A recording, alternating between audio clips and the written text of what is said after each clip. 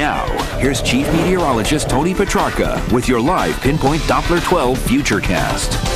Well, it still looks like steamed heat will be building for tomorrow as the hottest day arrives on Friday afternoon. In the meantime, live Pinpoint Doppler 12 radar is void of any showers or cooling thunderstorms. Not expecting any for this evening. Of course, this heat is very expansive, not just New England, but all the way back through the Midwest.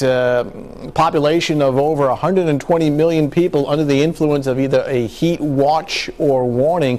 These areas in red and orange, so we are not alone. An excessive heat warning for the areas in pink tomorrow afternoon, which means not just the temperatures themselves, but the combination of the high humidity will make the heat index, the feel-like temperature, run above 105 degrees. Elsewhere, it's a heat advisory. In other words, still rather hot, though the heat index won't be quite as high, but it won't be any picnic either in the areas in light orange. Bottom line, it is just hot and humid everywhere for your Friday. Air quality alert's been issued, but for now, it's just the southern suburbs.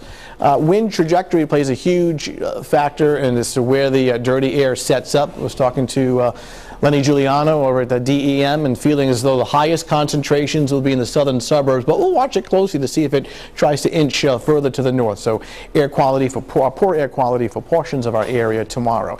Hazy sunshine in Providence, 87 degrees. The dew point's been extremely high. Some of the highest humidity we've seen all year long. South and southwest breezes at 17 had a dramatic effect on the temperatures on the South Shore. Obviously, it was much cooler there today. The highs away from the ocean in the lower 90s, almost 100 in Boston, but the stubborn fog and the wind off the water kept the coastline westerly to Newport in the upper 70s to low 80s, though it did make it to 86 in New Bedford and getting even hotter for tomorrow. Temperatures right now range from the mid and upper 80s inland to the 70s along the South Shore, but you throw in the humidity, it feels hotter. That's the heat index now running at 95, still running over 100 in Boston right now, the heat index close to 90 in Taunton. Now again, we talked about the wind direction and how important it is in terms of temperature. There was more of a sea breeze today.